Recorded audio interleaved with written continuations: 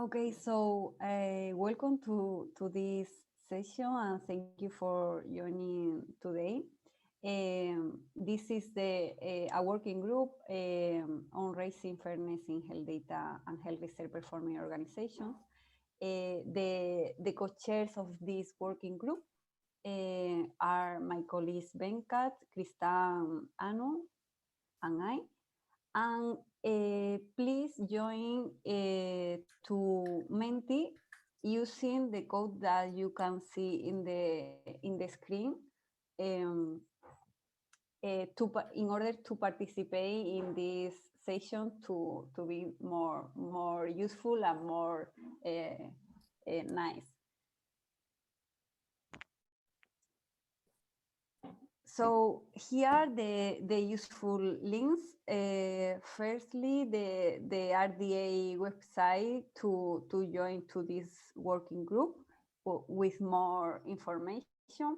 And the important link is the Google Doc with the notes of this session. So please go to this document to add different notes. And finally, here we have the Fair for Health website because this working group is aligned to the Fair for Health project. That is a project that has received funding from the European Commission. And the idea of this working group was aligned of the objective of this project. So please, if you go to Mentit with the code, we can see the first question. I don't know what is here, but the first question you can know in Menti, Anu or Kristin?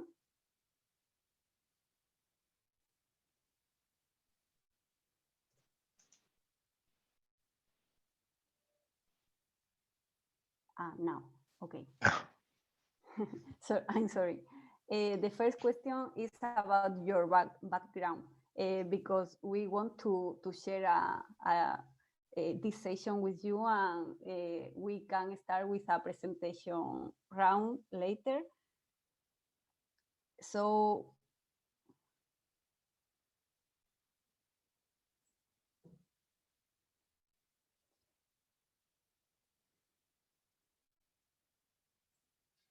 the participants are related to the research, not only biomedical research, and we have here a policy maker. Then we can start the presentation route, but one question more.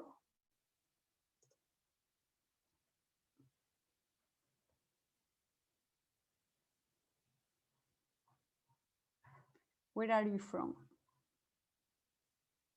The question is because we expect to have a global guidelines to the implementation, to the adoption of the FAIR principle in health research performing organizations. So now in this moment, we have people from different continents. So, okay.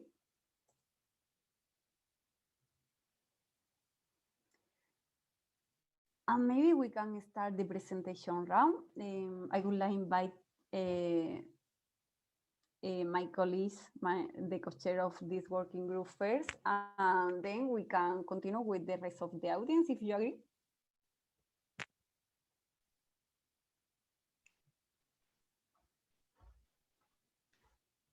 So, for example, Kristin, would you like to start?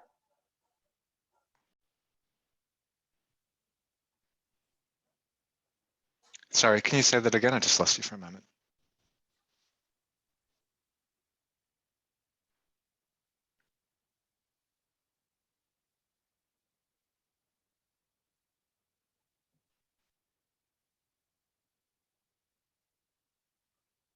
Mhm.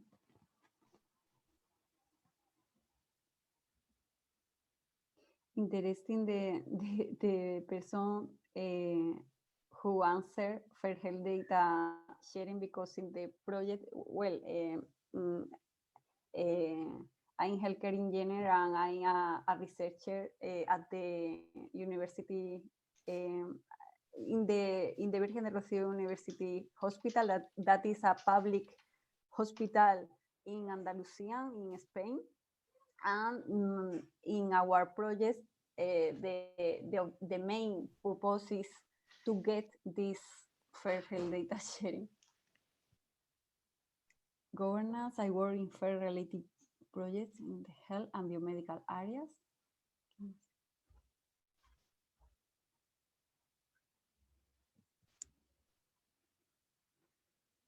Someone want to open the microphone to comment and to present yourself?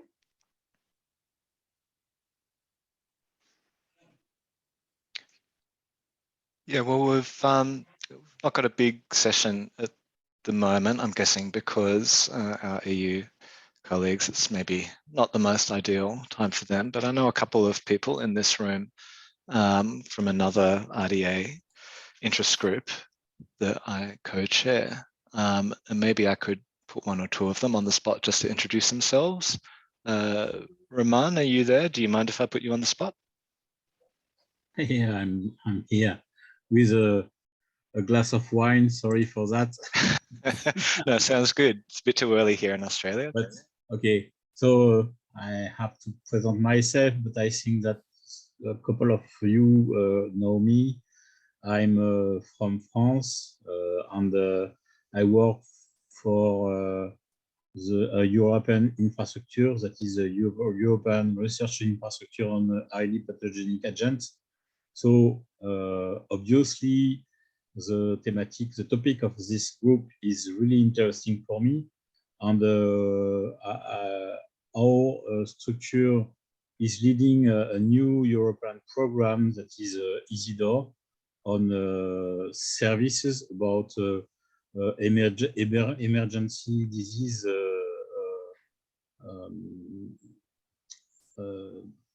case and what we have to organize about data on services about that.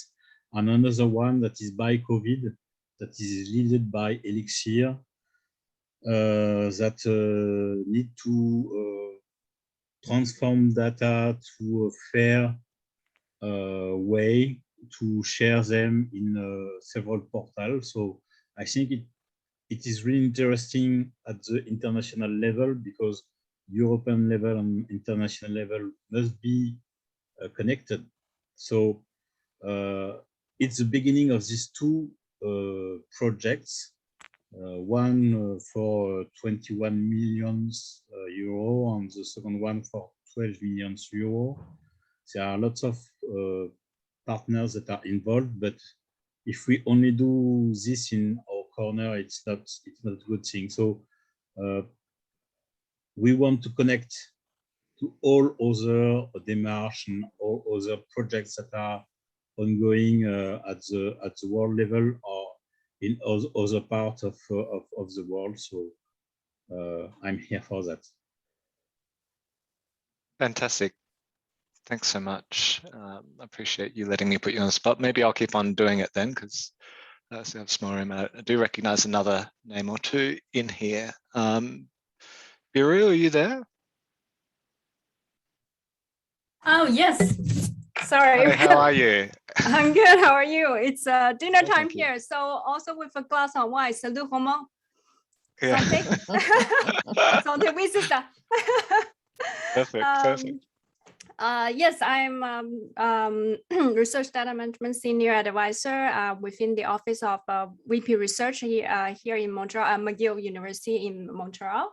And we work with all type of data, and of course, a lot of concern and ways of handling data surrounding around sensitive data, including health data included. So that's why I'm here. I'm very interested in this particular interest group and this information that you provided. And I would love to see everybody at some point, hopefully in person. Indeed. Thanks, Spirit. I might just call on one or two other people. One person I'm not familiar with, and I know I'm going to get the pronunciation of this name wrong, but is it Özlem? Yeah, it's Özlem Özkan. Yeah, I'm coming from Berlin. Max Delbrück Center. It's a molecular medicine center in Berlin. So we have a lot of genetic data, and I am here because I'm also interested in health and biomedical areas and this kind of data. Thank you for Fantastic. Yeah, good to meet you. I'm going to do one more just because this is going to be fun for me. My boss is here, as it turns out, and doesn't have an explicit health background. But Adrian, are you there, and would you like to introduce yourself to the group?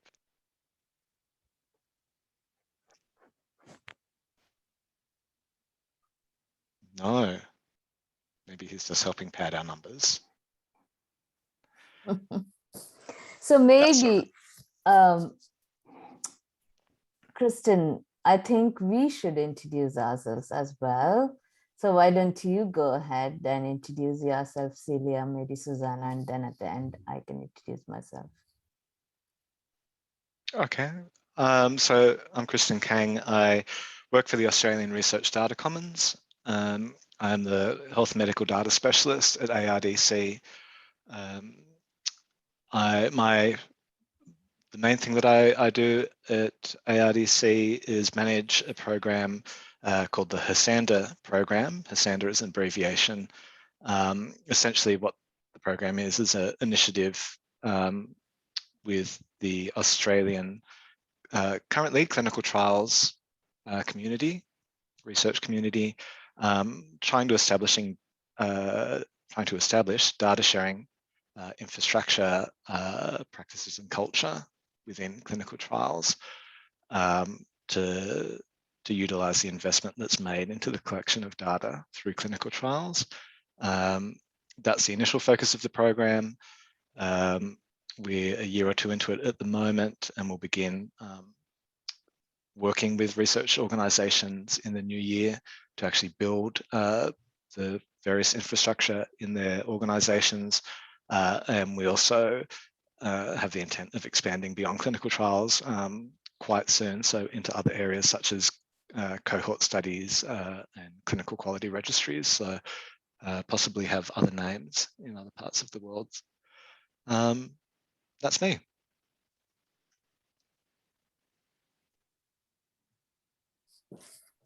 So my name is Susana Funta. I'm from the University of Oxford. I'm an associate director of the Oxford E-Research Centre, part of the Department of Engineering Science. I'm also an associate professor in data readiness in the same department. And practically my group works with research and infrastructure projects in the life science especially. We work around research data management and data publication. In Europe, we are part of Elixir and active in Elixir-related project. In fact, with Romain, I am in the BioCovid project as well. Also in the FedPlus project. This is what Philippe will cover later in the presentation, in a way, some of the activity there. I've also worked with Anu in the past as part of the NIH Data Commons project for several years, and I'm still part of an NIH Common Funds data ecosystem, which again, it's biomedical data, and it's like, you know, verification of data, data fairness, data discovery. Thank you. Celia, do you want to introduce yourself, maybe? Yes, thank you. I'm Celia from Spain. I take part of the Fair for Health coordination team I'm a researcher in the Biomedicine Institute for Seville and also in the Technological Innovation Group in the Virgen del Rocío University Hospital as part of the Andalusian Health Service. Well, I think that it's clear through this answer that we search the health data sharing, but through the FAIR principles due to the requirements of health data. And I consider that our objective is to accelerate the knowledge discovery. So I think that it's clear the need of the FAIR, the adoption, of the FAIR strategy in health research domain. So maybe I will go next, and I'm probably the last. So my name is Anupama Gururaj, and I go by Anu. And I currently work at the NIH as a program officer within the institute, which is the National Institute of Allergy and Infectious Diseases. In the division that I'm in, we primarily focus on allergy, immunology, and transplantation. I am in the data science group within the division, and that group essentially is involved in different aspects of data science. This includes, data management, data sharing policy, and as part of my day-to-day work, I oversee a repository which facilitates public data sharing of immunology domain. In my previous incarnation, if you will, I was a biomedical researcher, cancer researcher for about 15 years or so. And then I moved into the informatics space, primarily clinical informatics, but also involved in data management, search and discovery, as Susana was mentioning.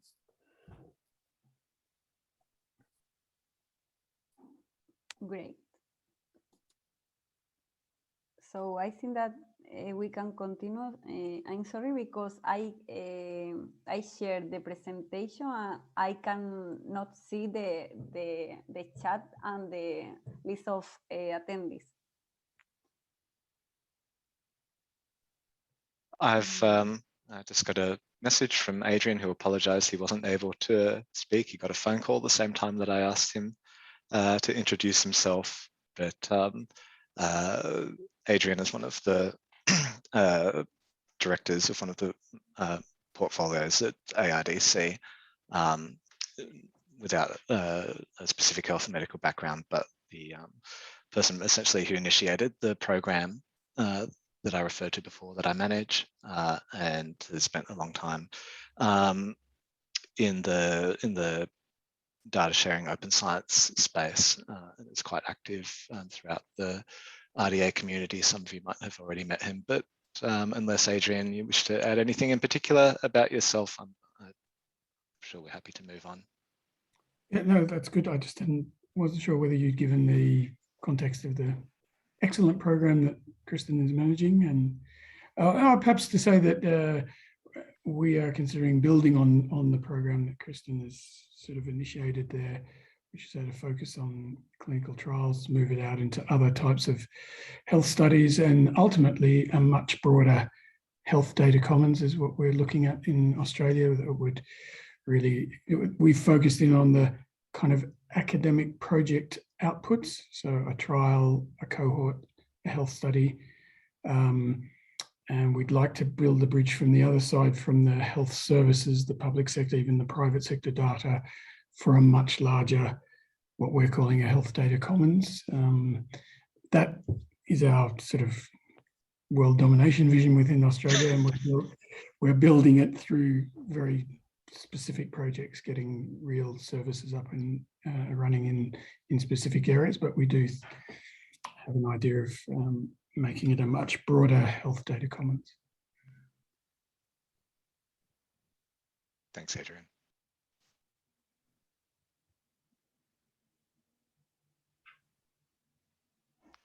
Okay, Celia, thank you. over to you. Yeah, thank you. This is the agenda that we will follow.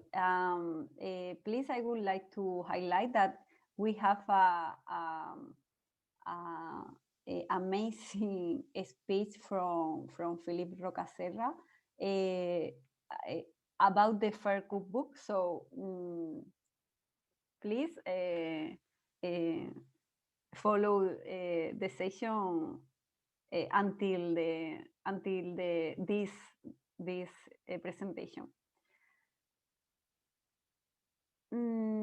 The main objective of this meeting today is to analyze what are the progress of this working group. We have worked on different output of the working group. Firstly, in the landscape analysis, and then about the impact assessment of the FAIR adoption. And another important point today is the launch of a community survey. We can start with the context of this working group. As I said in the beginning of the session, this working group is aligned to the FAIR for Health project because in the beginning, a group of members of the FAIR for Health consortium started working on the line to analyze what is the necessity, what is the need to apply the FAIR principles in health research. So we perform previous VOPs in plenaries, in different plenaries, and we analyze with the participation of the audience what is the necessity to create a useful and clear guidelines for the health research performing organizations to apply a clear, fair policy. Then we worked on a case statement, and finally this working group was endorsed in August 2020. And the official launch was in 2020 in the plenary 16. The last plenary when we participated was in April of this year, and in the plenary 17 we could complete the landscape analysis that the chair of this working group started, and we shared it with the audience. What is the landscape analysis that we started about the requirements of the health research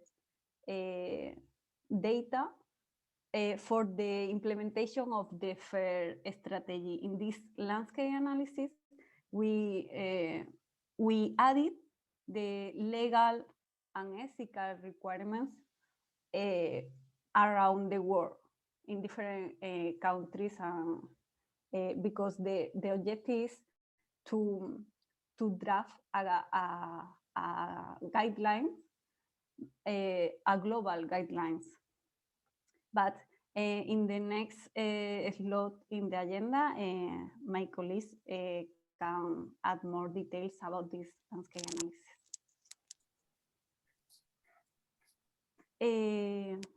So the situation is that we are here to share with you the landscape analysis, but we need to complete the impact assessment of these legal and ethical requirements of health data. And then our objective is to to complete the work of this working group in next month, but we can continue about the landscape analysis firstly. Maybe Kristin could complete this presentation. Sure. Thank you, Celia. So as Celia was saying, the first step of this working group was to try and understand the lay of the land when it comes to fair policies, initiatives, and guidelines relating to health research. So the goal here was really to look for those policies and initiatives that promote FAIR, that maybe align with FAIR without explicitly referring to the FAIR principles themselves, or otherwise impact the ability to implement FAIR practices within health research. So we've relatively recently completed what we call version 1.0 of the landscape analysis document. And putting it that way because, first of all, it's we see it as a living document. There's still a while yet for the outputs of the working group to be finalized. So we definitely welcome additional contributions, and we understand also that this is a space in which there is development, and there could be new developments and new policies and initiatives before we wrap up the working group. Also, another reason why we see it as version 1.0 is that we understand very much that it's not an exhaustive landscape analysis and that there are gaps there. One of the reasons being that we've tried to engage with the working group members as best we can and beyond the working group members as well to lean on contacts and other people that we have that might be able to contribute to this. But as we all know, it's can be a hard thing to do. So a lot of the work here has been done by the 4 co-chairs of the working group, noting, of course, the much appreciated contributions of members of the working group and others as well. I think Anu put the link to the document in the chat. So people are welcome to take a look at it. Really what you see is that we've tried to break down first at a global level and then via the major continental-based regions, so Africa, the Americas, Europe, and Asia and Oceania got lumped into one. And looking at any advocacy, any legislation, any policies, and any technology or implementations, practical implementations of FAIR principles based at those regional levels and at a global level as well. Some of the gaps that we know are there and that we would ideally like to be able to fill in, ideally with the assistance of people here and with the working group. We have understandably a bit of a Western Hemisphere orientation and focus here. There's a lot about Australia, EU and North America. We have made efforts to go beyond that and include information about Africa, and we've got some information about, say, other countries in Asia, but it's very hard without having a lot of connections in that area. So one thing that would be really valuable, rather than seeing the landscape analysis as a final version, is basically to reach out to all of you here and beyond to try and get additional information and comment on what's in that document. But at this stage, because we have a number of deliverables for the working group, we have essentially completed our, let's say, first draft version of that. Thanks, Celia. Great. So maybe just to add to what Kristin already talked about is we would really appreciate if you have connections or you have knowledge about policies within, I guess the main gaps for us are in the South Americas and Southeast Asia and Africa.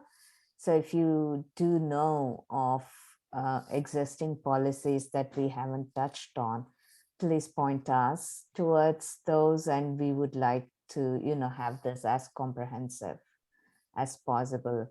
And just to also let you know, we had looked at, especially for clinical trials, I think there are general data management policies, but there's not a lot of data sharing policies available for different countries. So that's something where we have a large gap, and we would like to get additional information from folks if they have that information.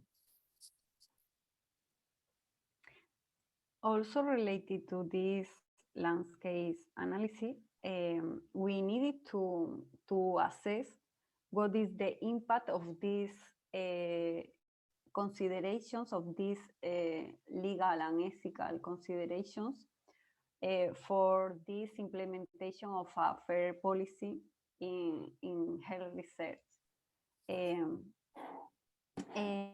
We have a preliminary of this impact assessment. We have a draft document, and this is the link. So please add your feedback, because in this point we would like to complete this assessment. Yeah, thanks, Celia. So maybe the title on this slide is slightly misleading, saying it's the results of the impact assessment. It's worth highlighting that actually this is something that's very much more recently kicked off, and we actually really would value the input of all of you around this. So our colleague who wasn't able to attend this session, Venkat, very kindly started working on the impact assessment, but openly acknowledges that it is his first time drafting something like this. So he's begun it based on examples that he's seen, breaking down impact into the categories of societal, economic, and scientific impacts. So I think there's basically two things that we really require input on to progress this. And first is really a structural thing around how to structure an impact assessment. So, Venkat has used those three categories as a way of structuring it, but we do invite feedback, whether that is the right approach, what other examples there might be, or other ways to consider going about creating an impact assessment. And then, of course, beyond the structure of the document and the approach to the document, actually helping to work through the content within each of those categories. But, yeah, so again, really welcoming of input into this, and acknowledging that it's actually at an early stage rather than a late stage in the drafting of it. Actually, this is a more brief document, because we wanted to search indicators to assess, to evaluate this impact. So in this document, you can see our proposal of possible indicators. I'm sure that the feedback of this audience will improve this this document. Yeah, and also to add that these indicators that have been proposed are really at a very high level. They're not really extremely granular, but that kind of goes back to the focus that we have on guidelines and policies rather than, implementation aspects of the FAIR data sharing policies or the FAIR principles in general that this working group has been looking at. So if maybe there needs to be a discussion on the granularity that we need to be looking at, but we would definitely appreciate, and all of you joining the monthly meetings that we have for the working group to kind of facilitate this discussion and come up with something that is useful for everybody around.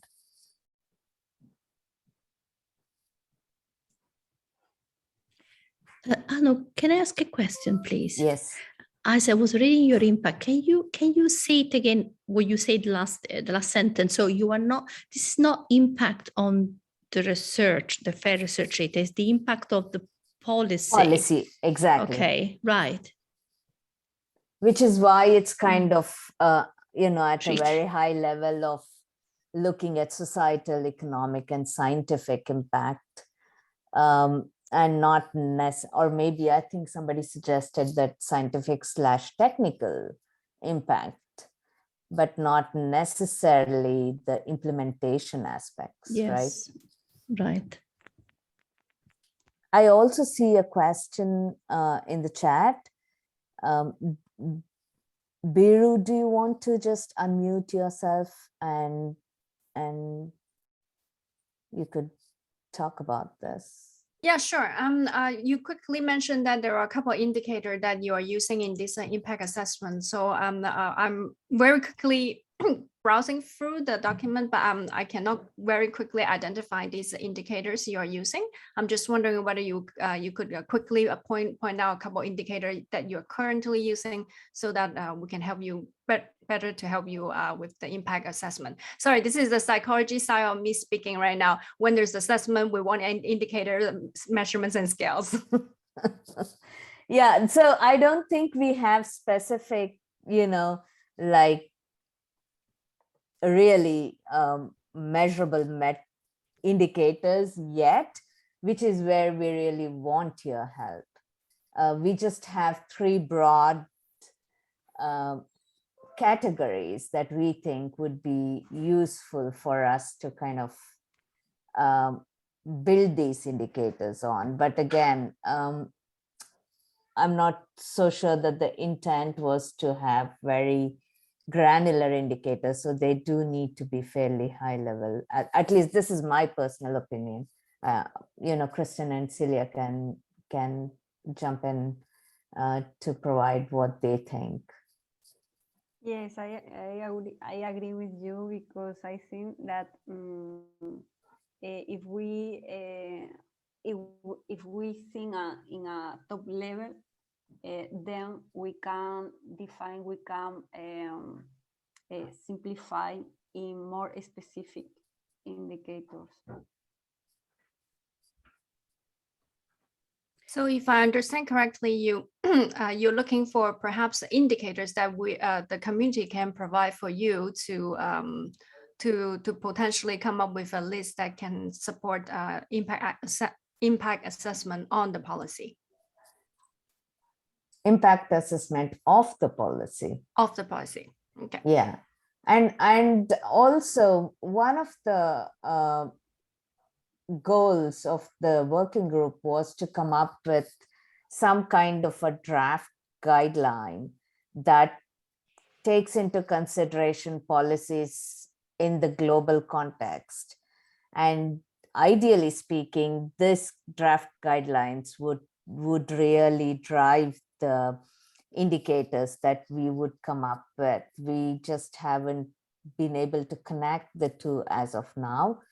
So that's something I think that we have to maybe work with. And as Kristin mentioned, this is like version 0.1, if you will, not even a version 1 of the document. So I think there is definitely a lot more discussion work that needs to be done on this impact assessment document.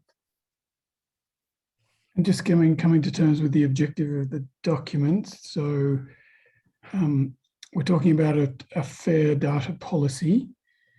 And then you're saying, because of this fair data policy being in place, there was an impact.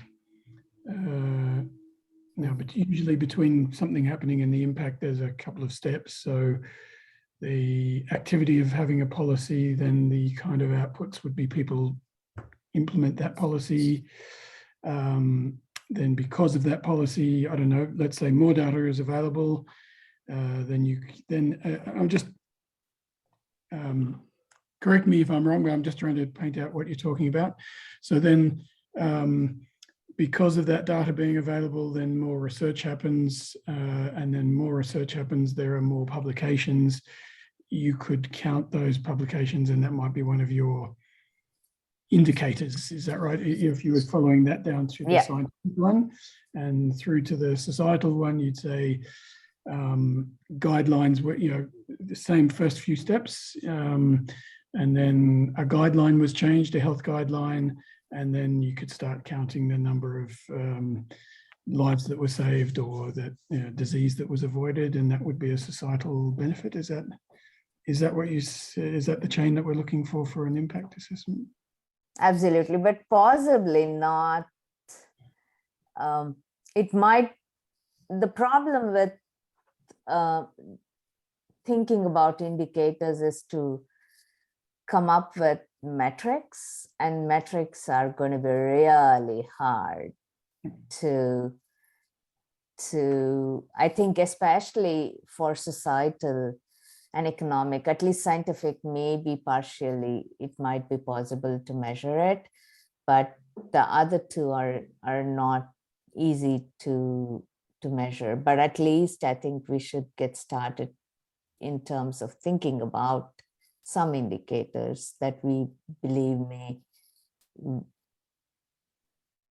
may change because of implementation of fair data policies. Does that make sense? Yeah, absolutely. So I think the challenge will be in both of those. One is, yes, the impact, the indicators and measurements can be tricky the further you get into different types of impacts, and that chain is quite long, and so actually getting a causal chain between the life saved and the policy, there are so many. If we are successful, as they say, success has many parents and failure is an orphan. So if a life has been saved through a health, the change in the health system, lots of people will be putting up their hand to say, oh, yep, it was our instrument that did that, or it was our funding that did that, and we'll be saying, oh, it was our fair data policy that did that. So it's always going to be a contributory sort of cause and effect chain. And then even the things that you're measuring can be a little bit tricky as well, which is usually why most impact assessments end up being qualitative, sort of narrative. They look, here's a scenario. It's a very plausible one, and we do have evidence for this one scenario following a drug breakthrough or something like that. That was based on the availability of data and then some research, and then it's kind of a narrative is where a lot of the impact things get to.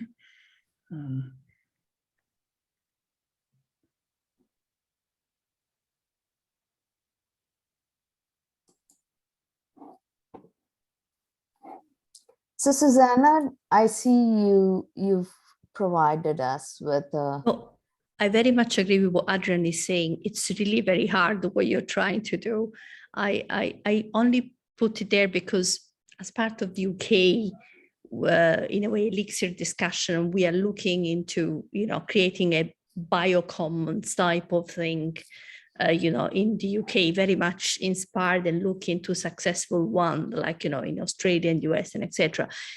And we thought about, indicator and impact as well, and that they're really very difficult. So one of the things we really look at was what the study that DBI conducted on the value and the impact of their resource, but that's very much about their resource, and those are infrastructure and databases, so it's different from what we're trying to do. I'm just trying to think if it could be a source of potential inspiration or what you're looking at. What we were also, for example, looking at, it's productivity gains in terms of, if you have fair data, what are the productivity gains you get in terms of more tools are used, more time is saved, for the researcher, and trying to work out the value of this time saved. Obviously, you want to refer also to now it's a relatively old 2018 European Commission report as well from Price Waterhouse.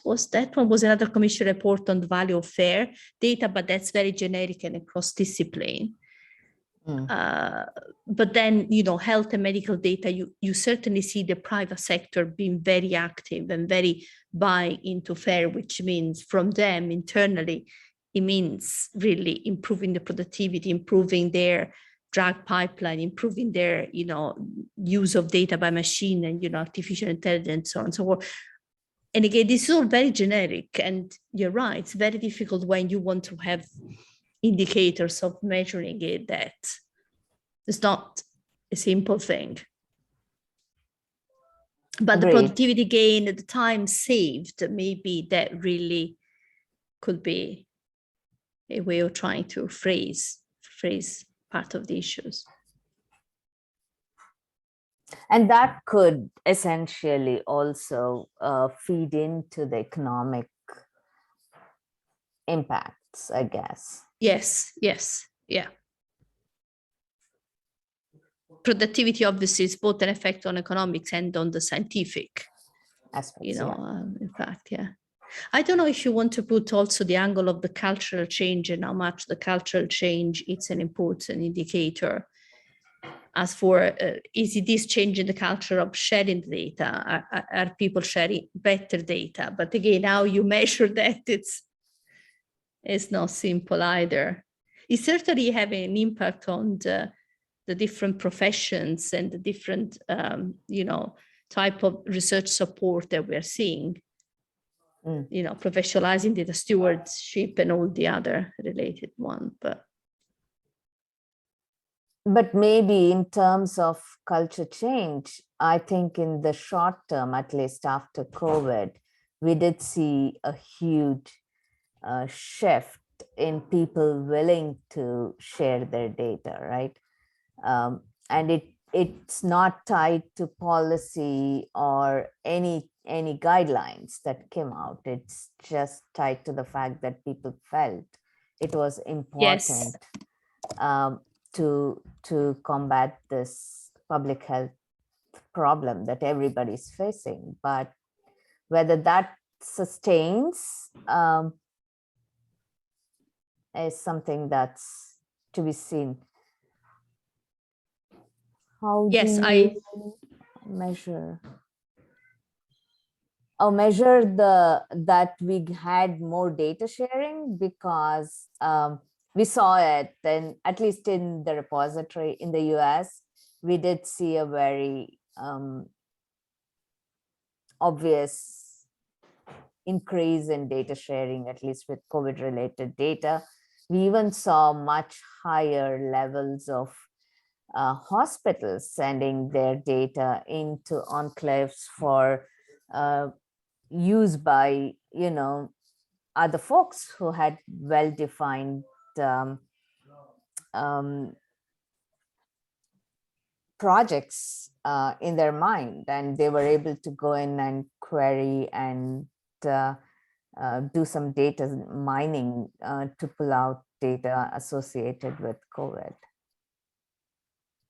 Okay, I understand, but what I wanted to say, I'm sorry if I'm not clear, is that measure cultural change is not measure the use of data that can come from just 100 of users or just one institution or one news or it is really different with the culture change.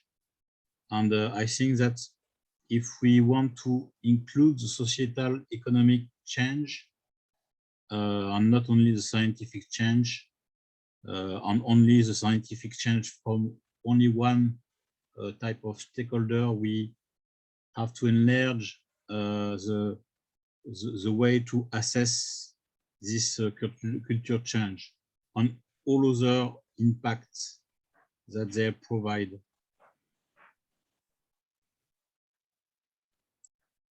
Yeah, I'm not sure how straightforward it would be, and it's definitely not my area of expertise, but I'm really not sure how straightforward it would be to assess something like culture change.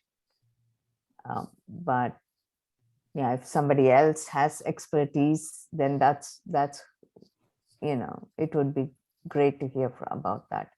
But I just saw the time, and maybe we should, this has been a great discussion, but I think we should move along. Otherwise, I believe we're going to run over a little bit. I would like to add a last comment. In a previous experience to assess a possible economic savings, in research, we are analyzing the difference of the time and the effort performed by the researchers in a specific task using no using a fair solution. So we are analyzing, we measure this difference of the time used by the researchers and the difference of the force and the difference of the time used. That is a economic cost. So we can continue through this Google Doc. We can add more contributions and analyze the feedback of this session.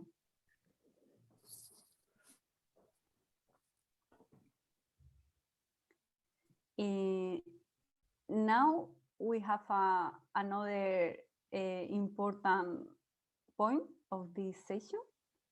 So maybe Anu wanted to introduce this point. Yeah, so maybe I can talk very quickly about a community survey that has been developed by the working group. And the idea of the survey is to gather additional information on policies and requirements for data sharing. And we made it generic right now, but we've also added in some questions about fair data sharing. And we would like to receive, as we had mentioned, you know, we have gaps in the work that's been done. So we want to see if we can fill those gaps by this survey. And the link to the survey is shown on the screen. So please feel free to answer the survey and also to disseminate the survey within your community and your contacts. And I would, so maybe Celia, can we move to the next slide, please? Sorry, I just realized that we don't have. So we have, as Celia mentioned previously, a very interesting presentation by Dr. Philippe Roccaserra, and I will ask Susana to introduce Philippe, and then we just listen to the presentation. Yes, I thank you on behalf of Philippe for the invitation. Philippe, it's away, unfortunately, this week. So, you know, I'm standing for him. So yes, he has a video. So Philippe, it's an associate member of faculty in the Department of Engineering Science, and actually he de facto lead my group. And he also, within the FAIR Plus project, he leads the activity, which is one of the activities, the FAIR Cookbook. Thank you. Thanks, Susana. Thank you.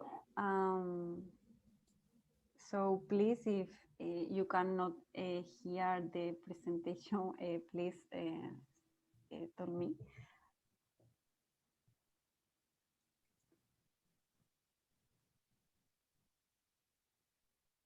Yeah, there is a gap of a few seconds before the audio starts. Morning. I will be presenting today the FAIR Cookbook, an effort by the FAIR Plus project. I'm Philippe Roccaserra. I'm based at the University of Oxford in the Data Readiness Group. So with no further ado, I will basically take you to a very quick tour of this live resource that has been developed by an excellent team. And really what the purpose of the book is to provide a collection of content, recipes that detail how to deliver FAIR. And basically what we are seeking is to provide a really practical hands-on content that really helps people implementing FAIR. And basically this is the main innovation and leading action of the book. We aim to engage anyone who needs really assistance with the developing FAIR practices and implementing them. And really, the book itself is developed by practitioners, people who have been wrestling with the FAIR principle for a long time, and we're trying to implement them and understand the difficulties of doing so. And it brings together a mixture of people, both from academia and industry. Some of them are also member of the Elixir consortium. So the motivations was that essentially we could find a large body of documentation about generic guidance around FAIR, but it was somehow difficult to find really practical guidance, which took people really from very nitty-gritty into the nitty-gritty details of the verification process.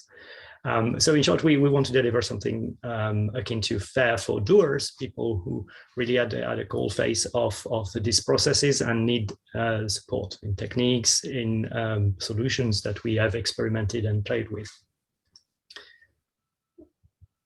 So the essential learning objectives are really working off example data sets to show how to improve the level of fairness, which leads which leads immediately into understanding the kind of assessment that one needs to perform to understand the level of fairness and their indicators. We also need to be able to identify source technologies and tools, mostly open source, and as well as figure out the kind of skills that are required for delivering FAIR in the real life, essentially. The purpose is also to identify key challenges, because not is all rosy in the FAIR world. There are significant hurdles, and we need to be honest about that and talk about this. So in terms of audience, I think it was really also quite challenging for the FAIR Plus project to delineate who we were targeting. And basically at the moment, we have a mix of people that are from policymakers, trainers, and funders who have huge needs, huge requests, because they mandate FAIR. But again, they need to provide the means to help people to do so. And we have the researcher and scientists that are producing data, and they want to make the maximum impact. And therefore, the notion of reuse, interoperability are critical to them. But this cannot be delivered without engaging with software developers and also ontology developers, terminology managers, who are at the core of the verification processes. And of course, the key players here are the data stewards, data curators, and data manager, who are actually the linking component between all the three elements, entities that I've been telling you about up until now. So let's dive in. This is the landing page of the book. You can see it's based on the Jupyter book, which is also used by the Alan Turing Institute. We had a great collaboration with the group, and we're really thankful for the help they provided. So the layout is similar to what you can find. You've got basically the landing page, which organizes the content, one access to the content based on the key the fundamental aspects, dimensions of the FAIR principles, as you can see. But we also have sections which identify the kind of infrastructure, the tools, provide applied examples, and also assessments. So that's really the kind of environment that you will be faced when you access the element. And of course, you can get back to our repository, GitHub repositories, to open issues, and we'll get back to this in a moment. The recipes distribution at the moment, as you can see, we have a big content on interoperability and findability. We have also content on reusability. The hard bits are, in fact, the demonstration of some of the reusability aspects and accessibility. But this is, in a way, also reflecting on the kind of task that we have been doing so far.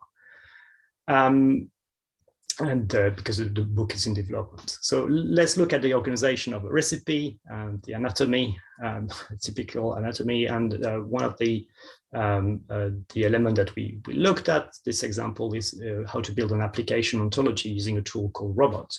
And on the left-hand side, you have the general table of content of the recipe. The central pane is the main body of the recipe. On the right-hand side, you've got the kind of local table of content local to that recipe. You can see you've got a stable identifier designated for each of the recipes.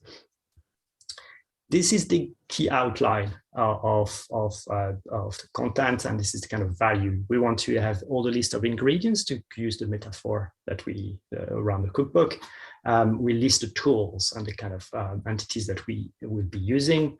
Then we have a step-by-step guidance, which contains references to the right material, and whenever possible, we embed code, executable code. This is a Jupyter book, which can therefore connect to Jupyter notebooks, which can be executed either on Binder or on Colab at Google, for instance. We have this kind of summary card that gives you, key metadata about a recipe. It has a stable identifier, where we use W3 ID, and each of the recipe has usually a graphical overview produced with the mermaid in the form of a flowchart that allows you to have a quick glance at the recipe and decide whether this is a content relevant to you, whether you want to go deeper and read for that. So that's also a nice way to engage with the community and communicate, as well as develop the tool itself, the content of the recipe, to ascertain that all the contributors and editors understand what are the purpose of the recipe. Interestingly, we strive to make each recipe fair itself. So in terms of, you've got this kind of synopsis of the key elements. The license is always available. It's CC BY for all, Creative Commons for the reusability aspect. The findability is delivered by a markup with schema.org and bioschema, but also we have a sitemap which is provided. This markup is available through JSON LD markup. I also already mentioned the use of W3 ID for providing a stable identifier to each recipe, as well as identifying authors using their ORCIDs. In terms of annotation, we use the credit attribution ontology to really track the contribution of each author. And this is really what mattered to us a lot, to make sure that people were acknowledged by their contribution at the right level. So if people want to contribute, again, because everything is based on GitHub, we have activated a GitHub discussion. So we've got a forum where people can engage and discuss a topic, but also everything is tracked. Open an issue, request an inclusion, and therefore you can really deliver this kind of request and augment the content of the book. So it's really a message for, if you want to contribute, you can engage with the community. These are the basically concepts that we are looking for to augment, and we are constantly looking for new experts. And the kind of interaction that we provide is either from Google Doc to down to GitHub if you are more Git savvy, for instance. These are the partners that we've been operating with. You see a mix of industry, but also Elixir elements. We are now supported by Elixir Luxembourg, Elixir UK, which is great. In terms of organization, we organize monthly book dash. Again, a practice that we've lifted from the Alan Turing Institute, which worked really great. Basically, this is when we assemble our developers and contributors and include the new recipes in the book. We've got section editors, as you can see, as well as also specialists in UI and design, and to make the entire tool more appealing. So when it comes to the value, really, the resource is extremely important for training. I think this is the main feedback that we've got so far. It's been extremely positively received by a number of industry partners who have really used the material that we proposed and worked with us to help them in their daily practice. So we can see the synergies and the contributions so far. So it's a very nice way to interact with people. In terms of roadmap, again, this classic development steps from conceptualization to product, but we also evaluate these aspects in terms of ethical values, the kind of recipes that we want, the type of platform, as well as the sustainability plan. So this is, as I indicated at the beginning of the presentation, a live, ever-growing resource. We are constantly looking for content and to augment, for instance, on a specific data type that has not been covered in the book. But we are also interacting with other communities and other ecosystems, such as the RDM Toolkit, the Fair Sharing, Fair Assist, and we are working with the Pistoia Alliance, more specifically on clinical data aspects of where verification process could be relevant and with their specific components and difficulties. But also we want to improve the searchability. How do we produce our content in a more in a clear way? And this is what we will be doing with the term for skill annotation, for instance. The longer term aim is to embed that into the Elixir Knowledge Hub. So really, you can engage with us. We really would love to have you on board as well. And if you have content we'd like to integrate in the book, just join us and we'll be happy to welcome you and work with you for augmenting the book itself. The book itself is now an IMI2 guidelines, officially recommended document. So that's a very successful outcome for the project. And hopefully many more recipes will be added from the different projects. If you want a full more detail about the project, you can look at this webinar that has been recorded back in May, where we dive a bit deeper into the detail of the book itself.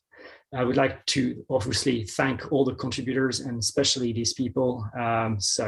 Tony, Wei, Susana, Andrea, and Robert, who have been really essential in developing the book. And I'll take a stop here and take any questions. Thank you very much.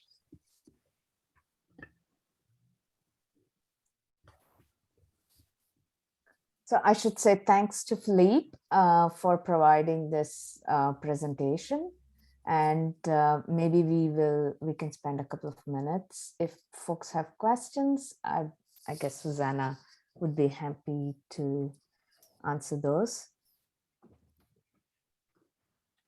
Well, Susana, given the context of this working group around FAIR for health data, that, correct me if I'm wrong, the focus of that cookbook is strongly in the life sciences, which is broadly part of but if we were to take that approach and apply it to sort of health studies like clinical trials or cohort studies, etc., what do you think are the sort of learnings from that for those areas? Or has anyone done it with the cookbook in those kind of more population health type stuff? Yes, there are 3 types of areas that the cookbook is covering, because as the project FAIR Plus has to cover 3 types of data set, and this is molecular data, clinical observational data, and more clinical trial data. Now, if it's not there in terms of examples. So there is a section in the cookbook which is called examples, and those are data sets in these 3 areas where the different tools and the different other recipe are being applied. So the recipe in general can be agnostic, can just show a technique, and like, you know, how to build the ontology, how to, I don't know, install BioPortal locally and then use it or mapping your ontology. And then there is an example section where there are different data type which come from different IMI projects, because they have to be different. And now if there isn't, there will have to be some clinical trial data, because it's, like I say, this 3 type of data sets, exemplar data set, it's what the IMI wanted us to cover.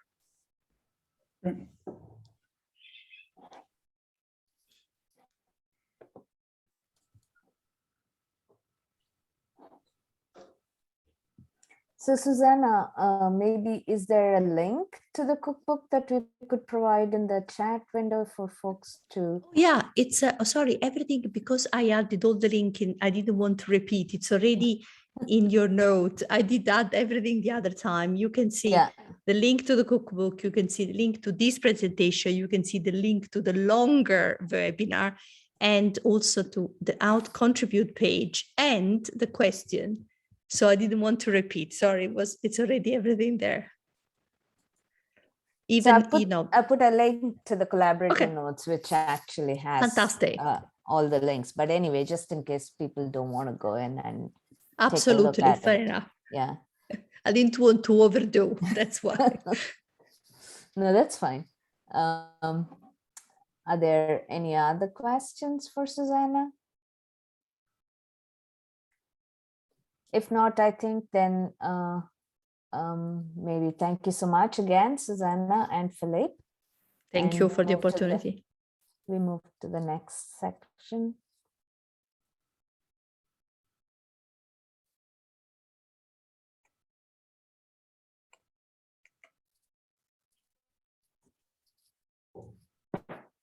So maybe I can kind of start this off and have folks join in on the discussion.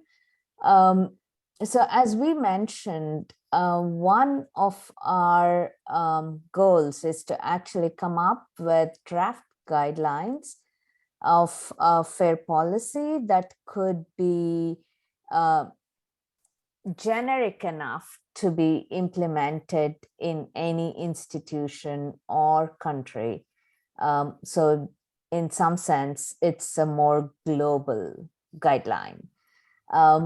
So what we would like to see is, if once we have the draft guidelines, finalized, whether there are any volunteers who would be willing to test the implementation of these guidelines.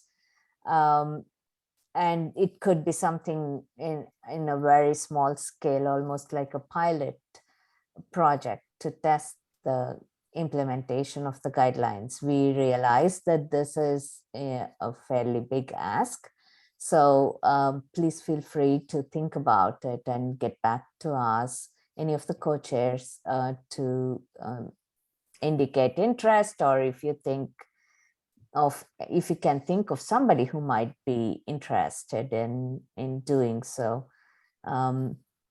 So there are some avenues, I think, that we have been thinking of that we would like to maybe follow up in the next couple of months. One of them is, trying to contact foundations and the societies that actually fund research that may be looking into such guidelines or such fair policies that they would like to have implemented within their own community of grantees. And this is something that is in our radar. But in addition to those, if there are any, let's say, a small part of your institution that you feel would be interested in kind of, having a small project to test such guidelines, please do let us know. And we would love to engage with the folks to talk more about what additional help we could provide to make this a more useful output rather than something that's just floating around in the air. I know a possible question could be when could be this test phase? So since the working group, we have asked for a brief extension. The working group, I believe, is expected to wrap up its activities by, maybe Celia knows this better, but well, we said we asked for extension to June, but originally it was to February, right? Yes.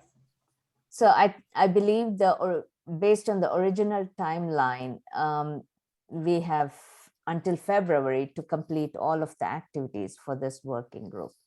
However, we have asked for a brief extension, but this implementation aspect of it is something that could happen, even later, even after the working group wraps up all its activities and goes into what they call a maintenance mode.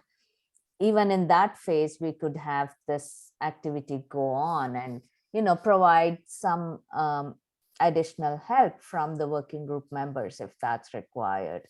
And during the maintenance phase, I believe, is also when you could potentially have, modifications, maybe not major changes in the outputs, but modifications, and still gather community feedback on the output documents from the working group. Yes, so in this point, I would like to encourage all of you to join this working group through the RDA website. I don't know if you can see the link in the chat. In order to follow our progress on the advance of this working group, to implement this draft of these clear guidelines for a fair policy adoption in health research.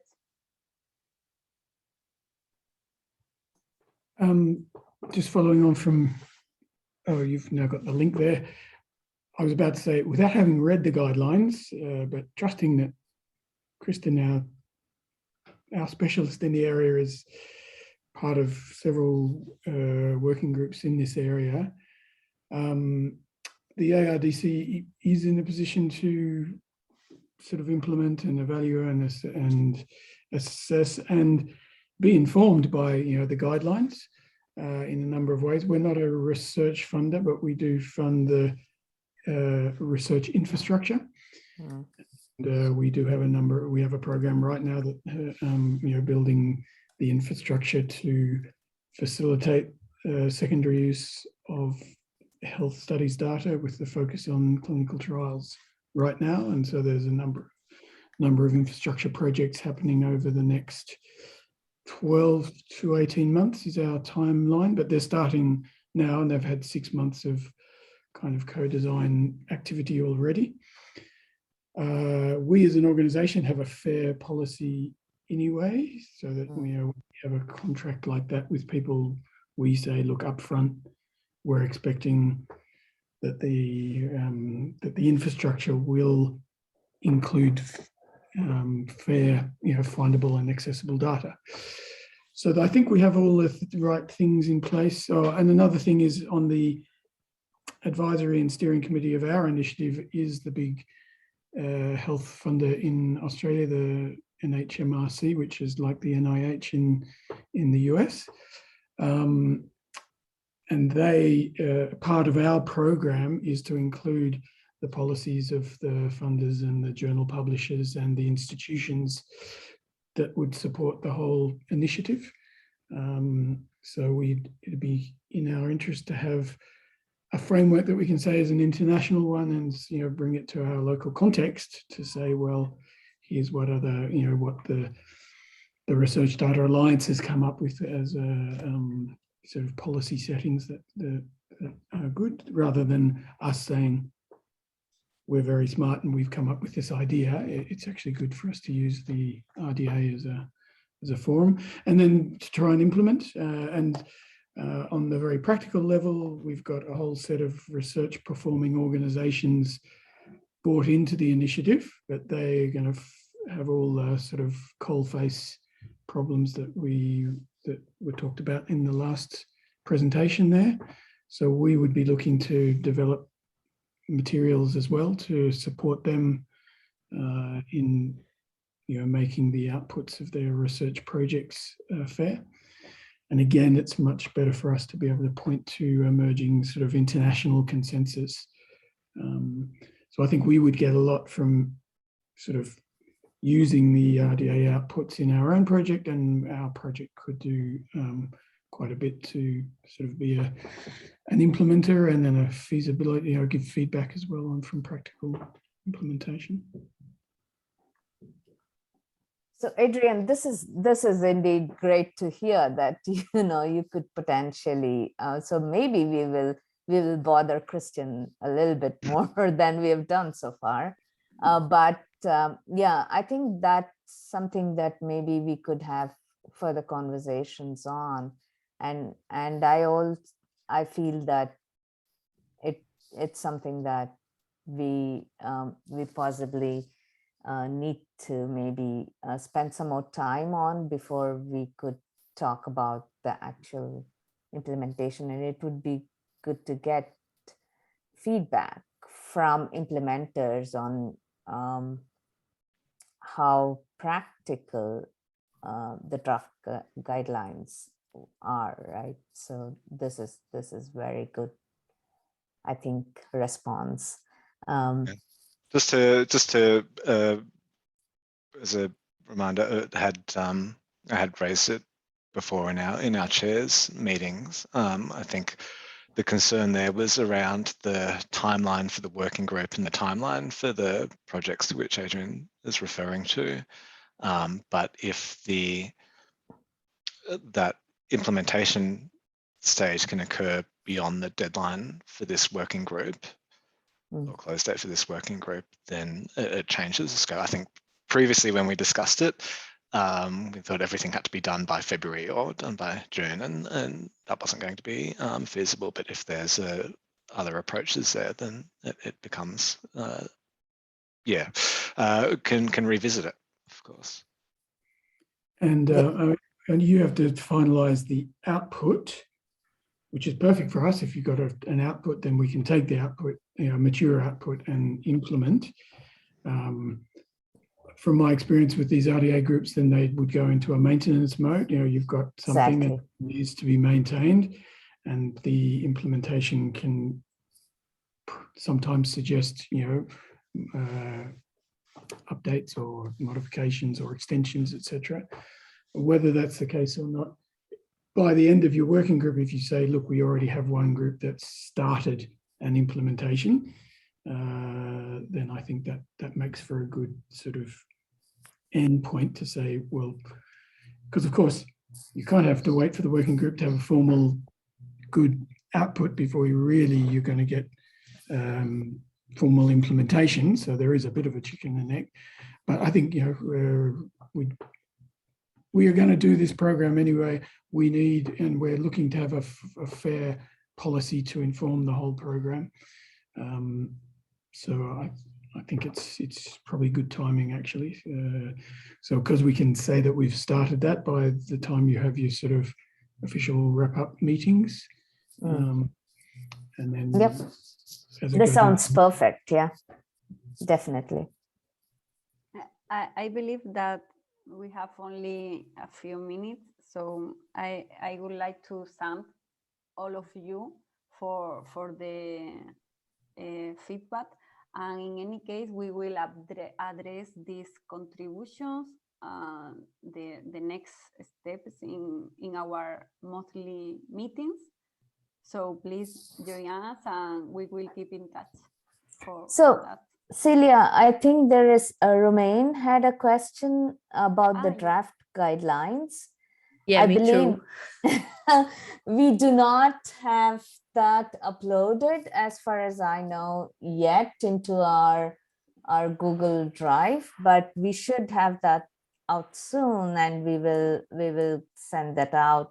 It's basically a question of distilling all of the, from the landscape document to come up with the draft guidelines. And I think that's something that has been initiated already as part of Fair for Health. And so we will get back, send that out hopefully soon. And then we can start iterating and refining those based on feedback from folks. Okay, good. Thank you for your answer.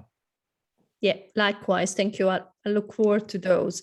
Perhaps my suggestion would be to make them quite concise. I mean, quite, I would say short. There is a lot of very, very long documents. And I know for experience working also with the IMI that has asked us to provide some guidance for them, they are not going to take a long document.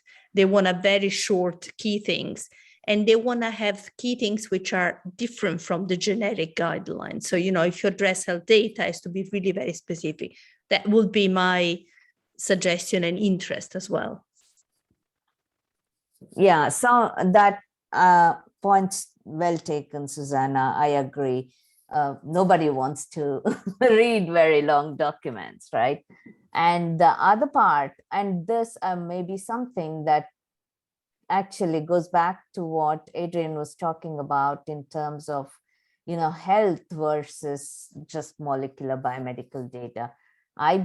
To my mind, at least, this working group is focused on health research performing organizations, and that include all of biomedical research, right?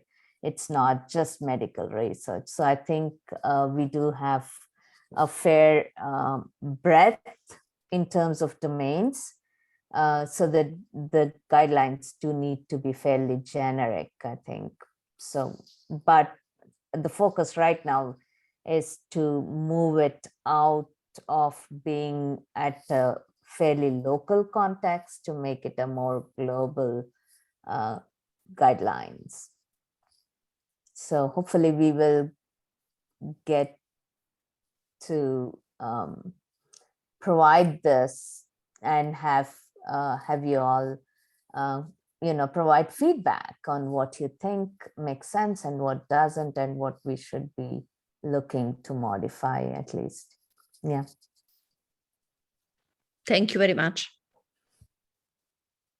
Thank you all for, I believe we are 2 minutes over time. Somehow I have it on my calendar that it was for 60 minutes, but it's 90 minutes. So that's good. Thanks everybody for attending. Thank you. Thank you very much. Bye. Bye. Thank you very much.